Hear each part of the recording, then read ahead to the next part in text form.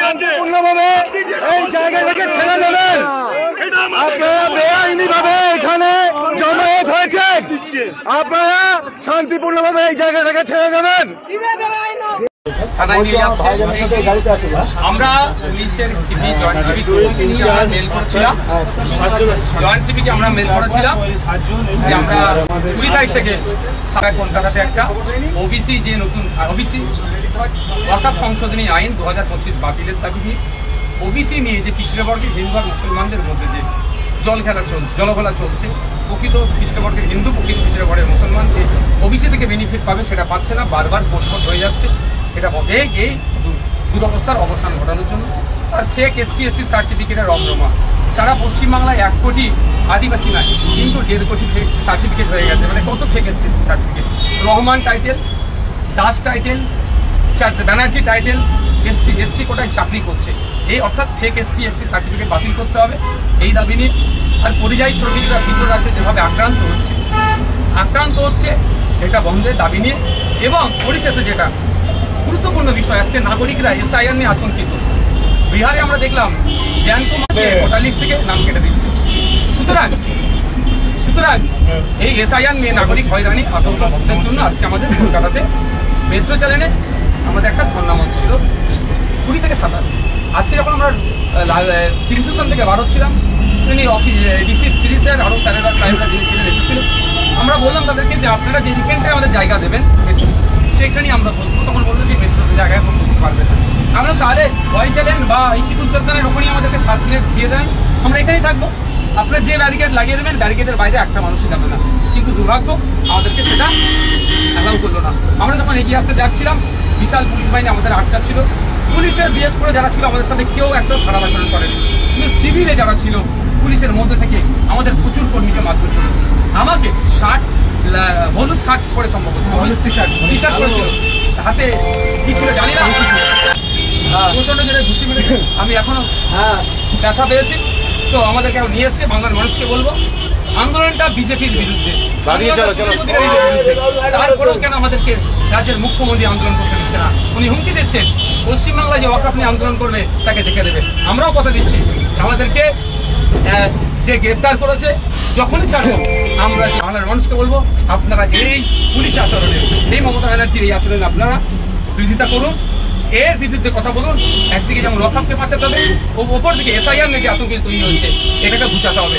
আমরা ঐক্যবদ্ধ হন এই ফ্যাসিস্ট সরকার, দুর্নীতিগ্রস্ত সরকারের বিরুদ্ধে, স্বৈরাচারী সরকারের বিরুদ্ধে আমাদের আন্দোলন জারি থাকবে। জানি না আমার এখন যা লেগেছে, হয়তো আমাকে হসপিটালাইজ হতে পারে, প্রচণ্ড লেগেছে আমাকে। তারপরে বলবো যারা বাইরে আছেন কেউ আইন হাতে তুলে নেবেন না, শান্তিপূর্ণভাবে আপনারা থাকবেন, মাথা ঠান্ডা করে থাকবেন।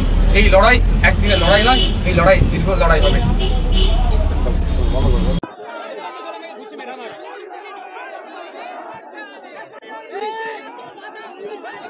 আমাকে প্রচন্ড জোরে ঘুষি মেরেছে পুলিশ, সিভিলে থেকে পুলিশ হিসাব প্রচন্ড জোরে মেরেছে।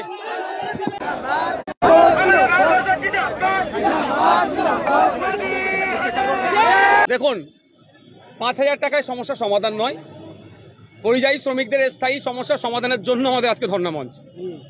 আমরা চাই কর্মসংস্থানের বাংলায় তৈরি হোক। ওই যে 5,000 টাকায় কত কাটমানি চলে যাবে না চলে যাবে, অরিজিনাল কারা পাবে, আমরা দেখেছি আবাস যোজনা নিয়ে কি হয়েছে। বলুন বাকিটা বলুন।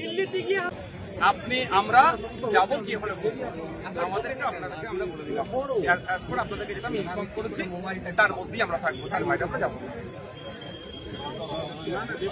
আপনি আমাকে পারমিশন দিতে পারেন না সাহেব, আপনি আমাকে পারমিশন দিতে পারেন না। শুনলেন আপনারা নওশাদ সিদ্দিকীর মুখেই যে কেমন করে ওনাকে পুলিশের ড্রেসে না হয়ে সিভিল ড্রেসে আক্রমণ করা হয়েছে। তিনি বললেন যে পুলিশ ওদের উপর কিন্তু আক্রমণ করেনি, বিশেষ করে নওশাদ সিদ্দিকীর উপর। যারা সিভিল ড্রেসে আক্রমণ করলো এই ব্যক্তিরা কারা আপনারা সকলেই জানেন। যে গতকালেই নওশাদ সিদ্দিকী বলেছিলেন যে ওয়াকফ সংশোধনী আইন বাতিল এবং সেই সঙ্গে দেশব্যাপী বাঙালি পরিযায়ী শ্রমিকদের ওপর নির্যাতন, ওবিসি, ভুয়ো SC/ST সংশয়পত্র বাতিলের দাবিতে এবং SIR নিয়েও নাগরিকদের হয়রানির প্রতিবাদ, এর জন্যই ওনারা কিন্তু ধর্ণা দিবেন আগের থেকেই বলেছেন। এবং যেটা দেখা গেল যে নওশাদ সিদ্দিকীকে কিন্তু ধর্ণা মঞ্চ অবধি যেতেই দিচ্ছে না পুলিশ। ওনাদেরকে টিপু সুলতান মসজিদ সেইখানেই কিন্তু দাঁড় করানো হয় এবং সেখান থেকেই পুলিশের তরফ থেকে বলা হয় যে এখানে ভিড় করবেন না, এখান থেকে চলে যেতে বলা হয় পুলিশের তরফ থেকে। এবং এই অ্যারেস্ট করার সময় নওশাদ সিদ্দিকী বললেন, আপনারা শুনলেন, যে সিভিল ড্রেসে যারা ছিলেন তারা নওশাদ সিদ্দিকীর উপর আক্রমণ করেন এবং কিভাবে মেরেছে সেটা নওশাদ সিদ্দিকীকে দেখেও বোঝা যাচ্ছে। এবং তিনি বললেন ওনাকে হয়তো অ্যারেস্ট করা হয়েছে, থানায় নিয়ে যাওয়া হচ্ছে, কিন্তু তিনি কিন্তু অসুস্থ বোধ করছেন এবং হয়তো তিনি নিজেও বললেন যে ওনাকে হয়তো হসপিটালে যেতে হবে। কি বলবেন? আমাদের রাজ্যে ওয়াকফ আইন নিয়ে কিছুদিন আগেও আমরা দেখেছি মুখ্যমন্ত্রী নিজেও প্রতিবাদ করলেন, কিন্তু সেই প্রতিবাদ হঠাৎ কি হয়ে গেল যে মুখ্যমন্ত্রী হঠাৎ করে বলে দিলেন যে ওয়াকফ নিয়ে আর এখানে কোনো সমস্যা নেই আমাদের বাংলায়, উনি আছেন। এবং ওয়াকফ আইন নিয়ে প্রতিবাদ করতে হলে, মিছিল করতে হলে দিল্লি গিয়ে করেন। কিন্তু সংখ্যালঘুদের জন্যে, মুসলিমদের জন্যে এখনও লড়াই করে যাচ্ছেন নওশাদ সিদ্দিকী, ইমতিয়াজ আলীর মতো এই নেতারা। কিন্তু এখনও যারা মুসলিম সম্প্রদায়ের মানুষ, যারা কিছু চটিচাটা নেতাগিরি করে বেড়াচ্ছেন, কি বলবেন? আজকে নওশাদ সিদ্দিকীর উপর এরকমভাবে আক্রমণ করা হলো এবং মারধর করা হলো বলা যেতে পারে। তো তারা শান্তিপূর্ণভাবে মিছিল করছে। নওশাদ সিদ্দিকী বলছেন যে শান্তিপূর্ণভাবে মিছিল হবে, ধর্ণা হবে এবং আমাদেরকে জায়গা দেখিয়ে দিন, সেখানেই আমরা শান্তিপূর্ণভাবে ধর্ণা দেব, আমরা আমাদের কথা বলবো এবং আমরা সেখান থেকেই শান্তিপূর্ণভাবে চলে যাব। কিন্তু মমতা ব্যানার্জির পুলিশ সেই জায়গাটুকু বা সেই আশ্বাসটুকু দিতে পারলেন না। কেন কি আমরা সকলেই জানি যে একদিকে 293 জন বিধায়ক যদি হয়, তো অপরদিকে নওশাদ সিদ্দিকী এমনই একজন বিধায়ক যে তিনি একাই কিন্তু 100 বিধায়কের সমান। কারণ ইতিমধ্যেই নওশাদ সিদ্দিকীর যে আদর্শ, যে রাজনৈতিক বক্তব্য, এই আদর্শ এবং বক্তব্যই কিন্তু সাধারণ জনগণের মন কেড়ে নিয়েছেন এই নওশাদ সিদ্দিকী। কি বলবেন? মুখ্যমন্ত্রী মমতা ব্যানার্জি তিনি কি ভয় পাচ্ছেন এই নওশাদ সিদ্দিকীকে? কিসের ভয়?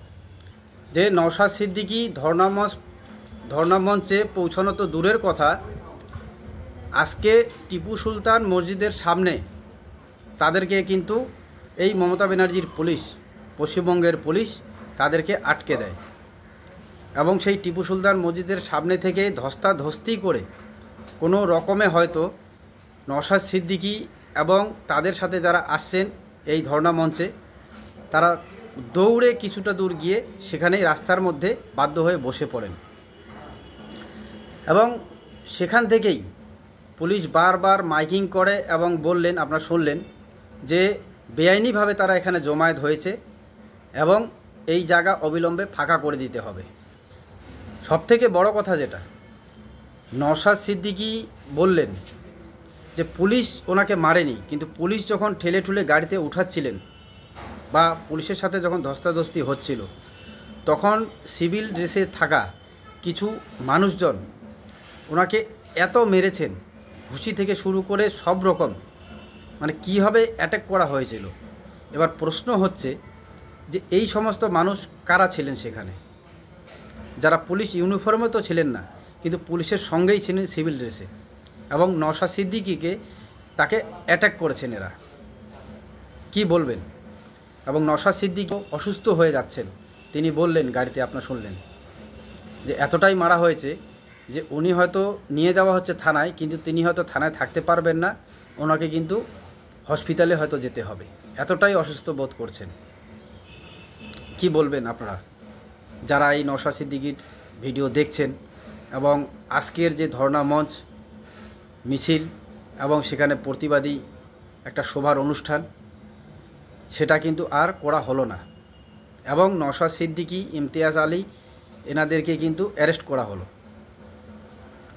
কোনো না কোনোভাবে এই সরকার এই রকম প্রতিবাদী আওয়াজ দাবাতে চাইছেন এবং সরকার যেহেতু ওদের হাতে, পুলিশ প্রশাসন ওদের হাতে, যার জন্য দাবিও রাখছেন। জনসাধারণ কি করবে? এই সমস্ত নেতাদের হাত ধরেই জনসাধারণ আন্দোলনের পথে নামেন, মিটিং মিছিলের পথে নামেন। কি করবে জনসাধারণ?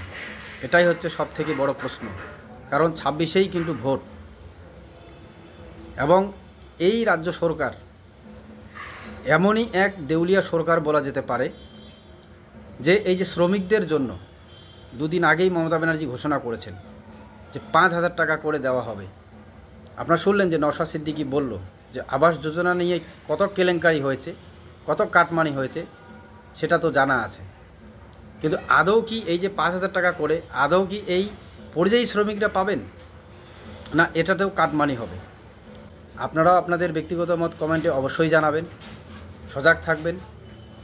ধন্যবাদ।